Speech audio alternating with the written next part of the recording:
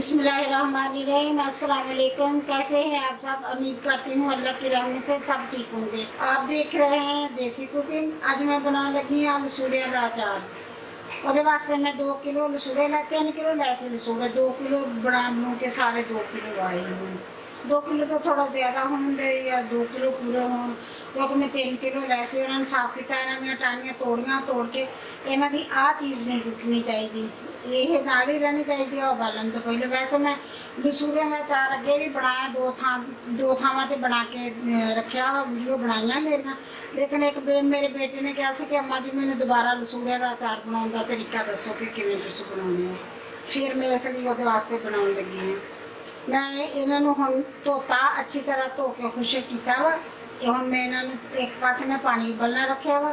हुण आ जाने आप इधर पानी उबलते वेला। बिस्मिल्लाहिर्रहमानिर्रहीम। कढ़ाई में रखती सी, पानी पा के उत्ते रख दी उबलने वास्ते। पानी उबल लग पिया और मैं इसमें डाल दूँगी 1 चम्मच हल्दी का, 1 चम्मच फुल भर के हल्दी का डाल दूँगी।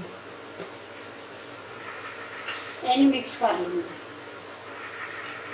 इसलिए डालिया जाता है कि लसूड़े थोड़े जे येलो हो जाए। वैसे तो कोई ज़रूरत नहीं, अगर ना भी डालोगे तो भी कुछ नहीं होगा। मैं जो पहले अचार बनाया से ना उन्होंने नहीं सी मैं डालिया। और मैं ये डाल दूँगी लसूड़े।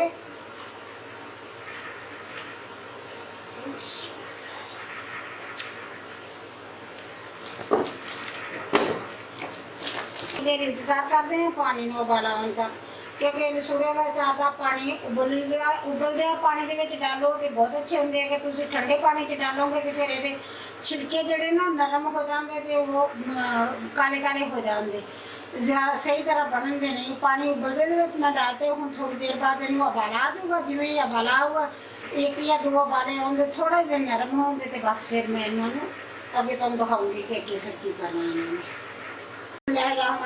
पानी में मेरे ना दोबारा उबाला आना शुरू हो गया, उबल लग पे लसूड़े उबलते हैं। हूँ इन्होंने मैं देखूँगी, बस ख्याल रखना हूँ इन्हों कि बहुत ज़्यादा ना गल जाए।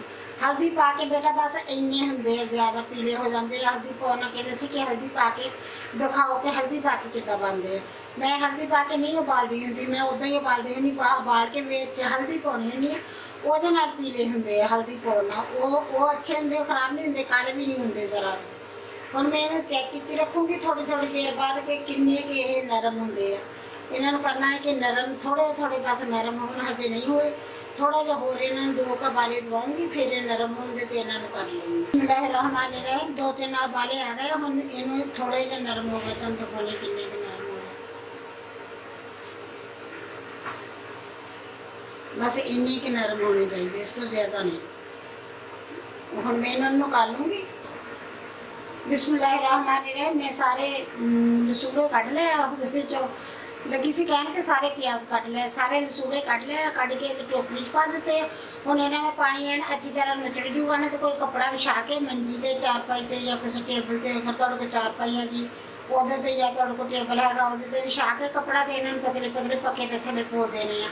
पक्खे दे थल्ले फुलने, धुप्पे नहीं फुलने, पक्खे दे थल्ले फुल देने पतले पतले करके। जो थोड़े जे ठंडे हो जाते फिर इन्हां दियां आ जिहड़ियां घंडियां ये तोड़ लांगे।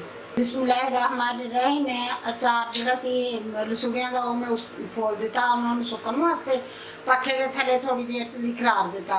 उन्नी देर तक मैं कहा मसाला तैयार कर लिया। मैं मसाला साफ किया, साफ करके मेरा पहलों का रखे पिया से एन अच्छी तरह इन्हूं साफ करना होंगे, क्योंकि ये काफ़ी चीज़ा होंगे जो बाहरों लईए तो काफ़ी चीज़ा होंगे।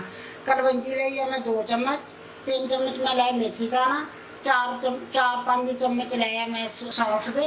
सौंफ तुम ज़्यादा भी डाल सकते हैं, कम भी डाल सकते हैं, कोई इन्ना इशू नहीं होंगे।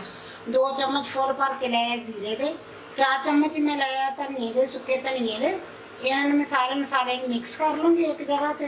धनिया की खुशबू बहुत सोहनी होती है ना अचार तो सौंफ की तो धनिया की। इस अचार सारे मसाले ने मैं मिक्स करके, तुहाडी मर्जी है तुसी इस तरह भी डाल सकते हैं, तुसी ना पीसना हो। लेकिन मैं इन्हूं थोड़ा थोड़ा पीसूँगी, मोटा मोटा पीसूँगी, बारीक नहीं, इहदा मैदा नहीं बनाऊँगी, मोटा मोटा पीस लूँगी इन्हूं। नाल जिहड़ा लसन में छिलिया 4-5 गंढे लसन के छिले सीगे, इन्हूं भी थोड़ा थोड़ा मोटा मोटा पीस लूँ। तुहाडी मर्जी है, लसन भी तुसी इसे तरह ही पा सकते हैं, पीसन की जरूरत नहीं दी। लेकिन इदा पाने नाल जो तुसी थोड़ा जिहा दरदरा के पीस लवो तो फिर पाओ, फिर बहुत ज़्यादा अच्छा लगता होंगे।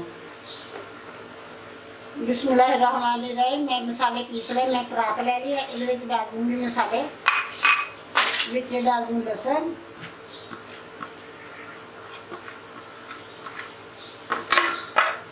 कुछ डालूंगी दूसरे मसाले। नमक लिया मैं 200 ग्राम, लाल मिर्च ली है 4 चम्मच, 3 चम्मच हल्दी दे लिया, लाल मिर्च पीसी हुई दे 4 चम्मच लिया, 3 चम्मच मैं हल्दी दे लिया। इन्होंने सारे मिक्स कर दूँगी। अगर तुम ज़्यादा मकदार च बनाओगे तो फिर तुम ज़्यादा डालोगे, जे तुम इन्नी मकदार च बनाओगे तो मेरे 3 किलो लसूड़े से, 3 किलो मैं उनके करके तोड़ के उन्होंने कंडियाँ तोड़ियाँ सारिया उबाल के मतलब 2.5 किलो रह गया हमें। इस तरह उन्होंने जड़ियाँ कंडियाँ ना ये जो थोड़ा जहा गर्म हो ना, हल्के हल्के भी हाथ लगता हो उदों तोड़ लेने चाहिए। जो ठंडे हो जाते हैं ना फिर नाल करके चिपक जाए, फिर औखियां हो जाए तोड़निया। हम मैं ये डाल दूंगी लसूड़े, सारे नहीं डालूंगी। इन्हें मसाले च मिक्स कर लूँगी, मिक्स करके डब्बे च पाई जाऊँगी। मैं 4 घंटे 4-5 घंटे मैं पखे के थले रखे आ, पखे थले सुक गया, काफ़ी हद तक खुश्क हो गया। इन्हों का पानी जरा से ना उबाले से पानी खुश्क हो गया। जे तुम धुप्पे रखोगे, धुप के उत्ते रखोगे सूरी के तो फिर ये काले हो जाते, फिर एवें दे नहीं रहते पीले पीले। जे पखे थले रखोगे फिर ये पीले पीले हो जाते, फिर काले नहीं होंगे। हम मैं बस इन्होंने मिक्स कर लिया, करके हम मैं तुम डब्बा दिखानी है, डब्बे च डाल दूँगी। मैं डब्बे डाली जाऊँगी। मैं ना तो कभी अचार धुप्पे रखा, ना मैं कभी अचार मतलब कट के ते बाहर रखा भी इनू खुश्क होगा फिर पाऊँगी। इन्ना चर ना भी रखोगे तुम, मेरे को तो टाइम हैगा सी, मैं चुक के इनू पखे थले रखता, मैं चल झट के इन्होंने पानी खुश्क होगा। ना भी हो खुश्क तो भी खैर है, फिर भी कुछ नहीं होंगे। फिर भी ये बस इनू सिर्फ ये सब तो ज़्यादा जरूरी होंगे कि यदा नमक पूरा होना चाहिए। मसाले तुम कम भी पा लोगे तो आपकी तुहाडी मर्जी है। अगर मसाले तुम ज़्यादा अचार च खाना चाहते हैं तो तुम ज़्यादा भी पा सकते हैं, अगर कम खाने हैं तो तुम कम भी पा सकते मसाले। अच्छा, मेरे को ना पिछले साल का अचार का तेल पिया सी, मैं वो डाल दी में, जे मेरा तेल कम होगा फिर मैं होर मंगवा के डालूंगी। मेरे को हुण होर है नहीं सीगा तो मैं होर मंगवा के डालूँ।